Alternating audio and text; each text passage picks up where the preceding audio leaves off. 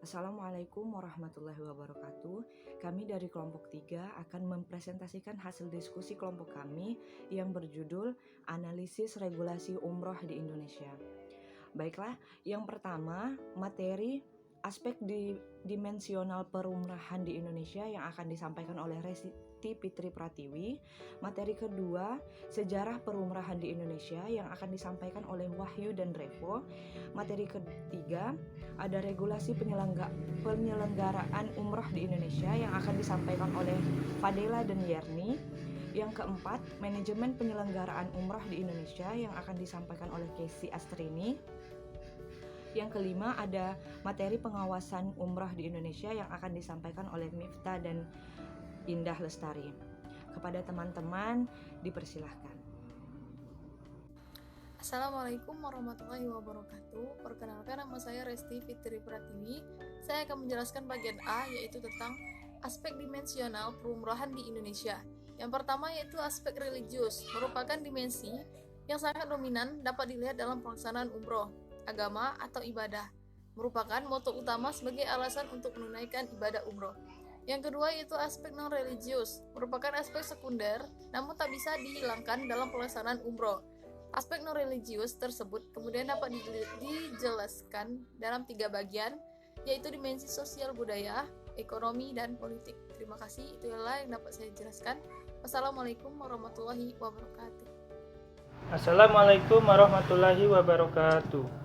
Saya M. Wahyudiansyah dari kelompok 3 akan menjelaskan tentang materi sejarah perumrohan di Indonesia, yakni terbagi menjadi 2, yaitu 1. Penyelenggaraan haji pra-kemerdekaan, yakni terjadi pada masa Hindia Belanda menduduki Indonesia. Pada masa itu, Belanda untuk kepentingan politiknya, pemerintah Belanda mengadakan penyelenggaraan perjalanan haji bagi umat Islam di Indonesia pada waktu itu, untuk menunjukkan bahwa pemerintah Hindia Belanda tidak menghalangi umat Islam waktu itu untuk beribadah haji dan umroh.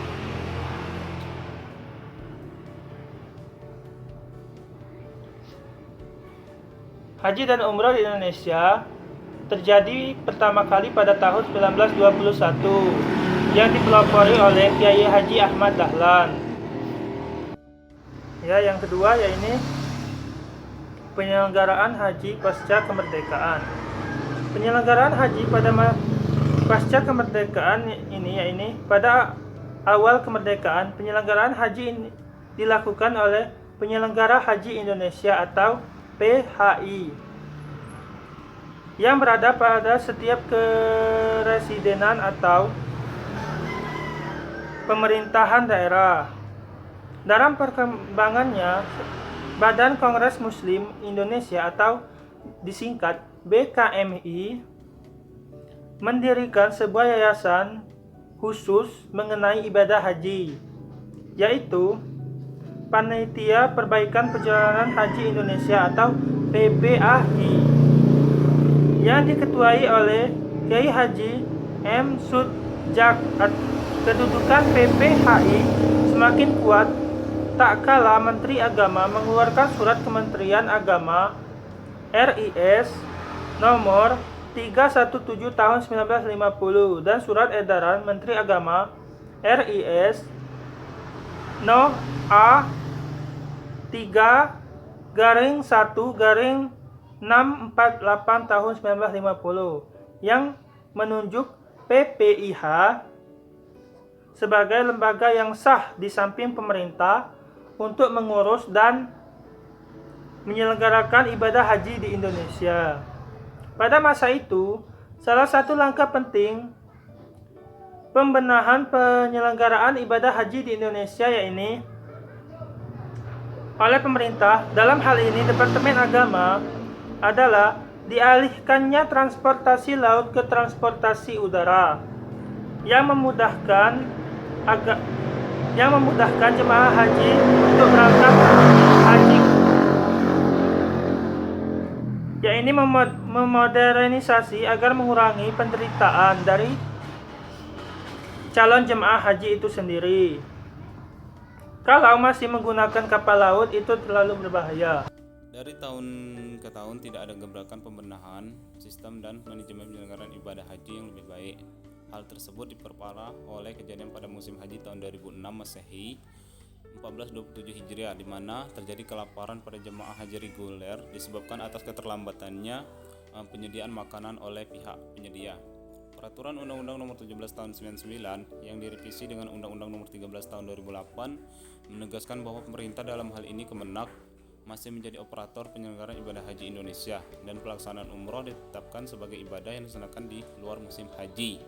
Sebagaimana tercantum dalam bab 1 pasal 1 ayat 16 yang berbunyi ibadah umroh adalah ibadah yang dilaksanakan di luar musim haji. Hingga pada tanggal 10 Maret 2015, Kementerian Agama kemudian mengeluarkan Peraturan Menteri Agama Republik Indonesia Nomor 18 Tahun 2015 yang khususnya mengatur tentang penyelenggaraan ibadah umroh di Indonesia dengan mengacu pada Undang-Undang Nomor 13 Tahun 2008 tentang penyelenggaraan ibadah haji. Terima kasih, sekian dari materi saya. Selanjutnya akan dilanjutkan oleh kawan saya. Assalamualaikum warahmatullahi wabarakatuh. Assalamualaikum warahmatullahi wabarakatuh. Terima kasih saya ucapkan kepada moderator yang telah memberikan kesempatan untuk saya menyampaikan materi selanjutnya. Baiklah, teman-teman, saya Yerni Julia akan menyampaikan materi bagian C, yaitu tentang regulasi penyelenggaraan umroh di Indonesia. Regulasi perumrohan di Indonesia meliputi beberapa fase dari tahun ke tahun, hingga menghasilkan suatu peraturan yang termaktub dalam Keputusan Menteri Agama Nomor 18 Tahun 2015. Fase-fase itu meliputi pada zaman penjajahan dan pada zaman kemerdekaan. Pada zaman penjajahan, regulasi ditetapkan untuk mengawasi dan mengendalikan masyarakat yang ingin melaksanakan haji atau umroh demi kepentingan kolonial. Sedangkan pada zaman kemerdekaan, regulasi ditetapkan untuk perlindungan dan kemudahan jemaah. Problematika terus bermunculan dalam penyelenggaraan ibadah umroh dari tahun ke tahun ataupun dari waktu ke waktu. Dan umumnya hal ini disebabkan oleh tindakan pihak tertentu yang ingin mengambil keuntungan dari pihak jamaah dengan cara merugikan jamaah tersebut. Nah, di antara peraturan perundangan 2015 itu terdapat beberapa undang-undang lain terkait dengan penyelenggaraan ibadah umroh, yaitu Undang-Undang Nomor 6 Tahun 2011 tentang keimigrasian, Undang-Undang Nomor 36 Tahun 2009 tentang kesehatan, Undang-Undang Nomor 1 Tahun 2009 tentang penerbangan, dan Undang-Undang Nomor 8 Tahun 1999 tentang perlindungan konsumen. Peraturan Menteri Agama terkait regulasi perumrohan juga semakin memperjelas makna umroh itu sendiri. Yang dimaksudkan di sini adalah bukan umroh itu dilaksanakan berbarengan dengan ibadah haji, namun umroh itu dilaksanakan berbeda musim dengan musim haji. Maksudnya umroh itu dilaksanakan pada bulan lain selain musim haji itu.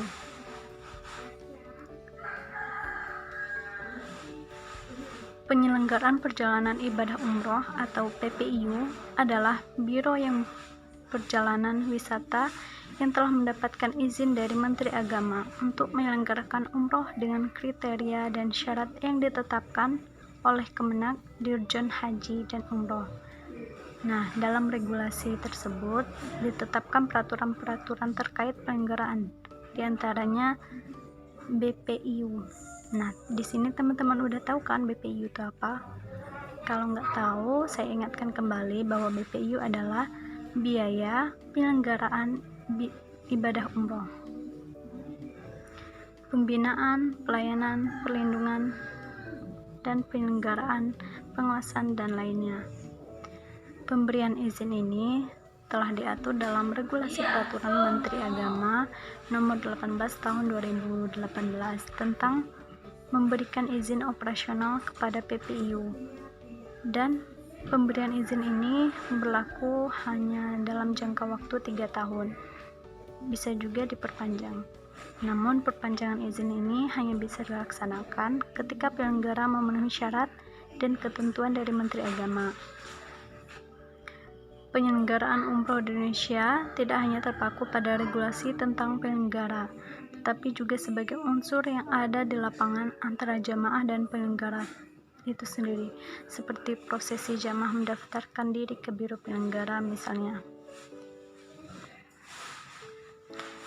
Dalam proses ini, BPIU yang dibayar oleh calon jamaah adalah sejumlah uang yang akan digunakan oleh biro penyelenggara untuk perjalanan umroh dan akomodasi selama berada di Arab Saudi.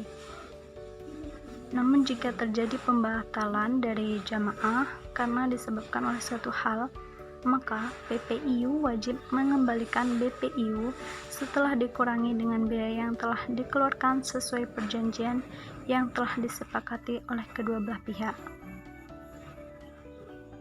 Setelah penyelenggara sepakat dengan calon jamaah umroh atas harga dan paket yang telah dijanjikan, maka penyelenggara umroh wajib memberikan pelayanan kepada jamaah umroh berupa bimbingan umroh manasik, pelayanan transportasi jamaah mulai dari penerbangan hingga transportasi selama di tanah suci, akomodasi hotel dan juga konsumsi makanan selama perjalanan.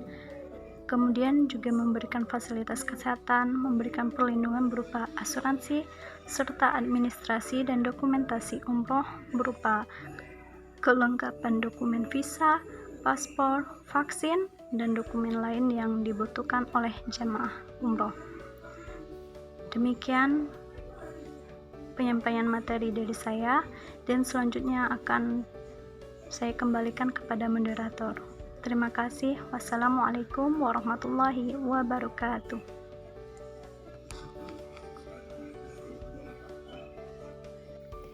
Saya Fadila Erdiani akan melanjutkan materi bagian C dari Erni Julia. Jamaah umroh sebelum melaksanakan ibadah umroh wajib mendapatkan manasik umroh di penyelenggara umroh. Dilakukan sekali manasik walaupun kenyataannya di lapangan jamaah mendapatkan 2 kali manasik, yaitu manasik sebelum berangkat ke Arab Saudi dan manasik ketika telah berada di Arab Saudi. Sebelum melaksanakan ibadah umroh, transportasi jamaah umroh sebagaimana yang dimaksud dalam Peraturan Menteri Agama Pasal 10 adalah hal yang wajib dilakukan oleh PPIU, meliputi pelayanan pemberangkatan dari ke Arab Saudi, akomodasi dan konsumsi selama berada di Arab Saudi sepenuhnya harus diperhatikan unsur kenyamanan, keselamatan, dan keamanan jamaah umroh. Pelayanan hotel, tempat menginap, transportasi antar jemput dari dan ke bandara, serta ziarah akomodasi makanan selama berada di tanah suci merupakan sepenuhnya tanggung jawab penyelenggaraan yang harus diberikan kepada jamaah. Peraturan pengurusan dokumen jamaah umroh itu diatur dalam pasal 10, pasal 17, dan pasal 18. Pengurusan dokumen perjalanan umroh dan visa bagi jamaah serta dokumen ketika terjadi hal yang tidak diinginkan seperti sakit, meninggal, dan hilang diatur dalam pasal tersebut. Penyelenggaraan umroh dalam hal ini, PPIU mengurus visa dengan cara kontrak kerjasama dengan perusahaan umroh dan telah mendapatkan pengesahan dari kementerian terkait. Kementerian Agama memberikan peluang bagi setiap PPIU yang ingin menjadi provider visi dengan memenuhi beberapa persyaratan sebagai berikut. 1. Izin operasional yang masih berlaku. 2. Memiliki kontrak kerjasama yang telah ditandatangani oleh pimpinan layanan umroh di Arab Saudi dan PPIU yang disahkan oleh notaris. 3. Memiliki sertifikat IATA atau International Air Transportation Association. 4. Memiliki rekomendasi dari asosiasi penyelenggaraan umroh. 5. Memiliki kemampuan finansial yang membuktikan dengan laporan keuangan yang telah diaudit oleh akuntan publik dan garansi bank sebanyak 750 juta. 6. Memiliki komitmen untuk menaati aturan perundang-undangan yang dibuktikan dan dengan surat pernyataan atau fakta integrasi. Baiklah, itu saja yang dapat saya sampaikan. Terima kasih. Wassalamualaikum warahmatullahi wabarakatuh. Assalamualaikum warahmatullahi wabarakatuh. Saya Kesia Srini dari kelompok 3 ingin mempresentasikan bagian D, yaitu manajemen penyelenggaraan umroh di Indonesia.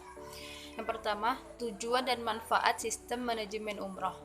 Terwujudnya suasana dan proses pelaksanaan ibadah umroh yang efektif dan efisien, menyenangkan dan bermakna.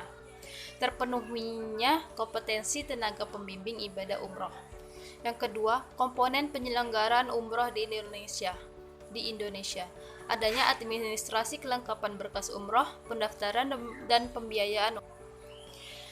Yang ketiga, pengurusan visa umroh. 4. Untuk transportasi di Arab Saudi. 5. Pelayanan kesehatan jamaah umroh. Yang keenam, informasi perencanaan operasional. Itulah hasil presentasi dari saya dan saya akhiri. Waalaikumsalam warahmatullahi wabarakatuh. Baiklah, saya Indah Lestari akan melanjutkan materi sebelumnya, yaitu materi yang ke-E, Manajemen Pengawas Umroh Indonesia.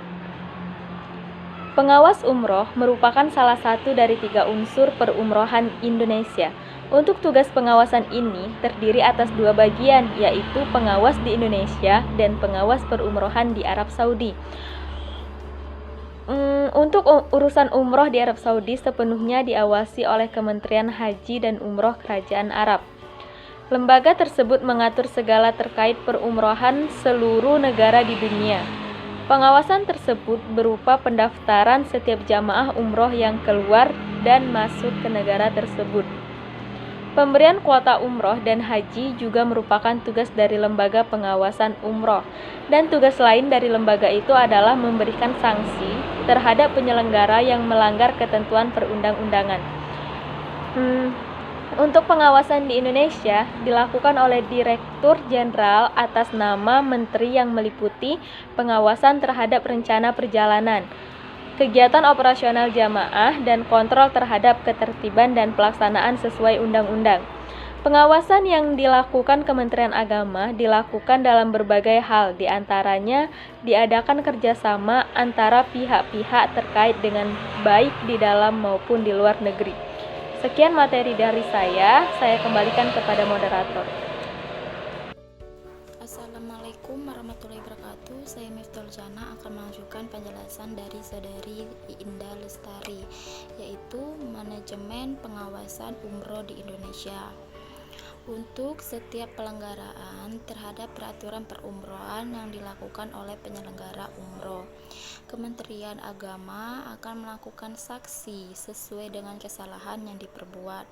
Hal itu terjadi jika jamaah atau salah satu jamaah melaporkan adanya pelanggaran yang dilakukan oleh penyelenggara. Setelah itu, kementerian akan melaksanakan penyelidikan. Hasil dari kementerian akan ditindaklanjuti untuk pemberian sanksi. Dapat diberikan sanksi ringan berupa teguran hingga pencabutan izin penyelenggaraan umroh. Setidaknya dalam 3 tahun terakhir, pelanggaran terhadap jamaah umroh kerap terjadi. Menurut Kepala Pusat Kehidupan Keagamaan Muharram, penelitian Puslinbang menemukan sejumlah pelanggaran yang dilakukan PPIU terhadap Peraturan Menteri Agama Nomor 18 Tahun 2015 tentang penyelenggaraan perjalanan ibadah umroh. Pelanggaran itu diantaranya pemulangan tidak sesuai jadwal, penggunaan pesawat non-reject atau tidak langsung, dan saat transit disambung dengan pesawat lain. Penelitian ini juga menemukan pelanggaran yang dilakukan PPIU, yaitu tidak mengasuransikan kesehatan jamaah dengan alasan kesehatan dijamin pemerintah Arab Saudi. Ada juga PPIU yang tidak menyediakan penginapan, tidak menyiapkan tenaga kesehatan, jamaah tidak divaksin, dan PPIU tidak membuat perjanjian dengan jamaah atas hak masing-masing. Baiklah, itu saja yang dapat saya sampaikan. Terima kasih. Wassalamualaikum warahmatullahi wabarakatuh. Baiklah, itulah tadi paparan materi analisis regulasi umroh di Indonesia dari kelompok 3. Kami mohon maaf jika ada kesalahan dan kekurangan dalam penyampaian materi. Sekian, terima kasih. Wassalamualaikum warahmatullahi wabarakatuh.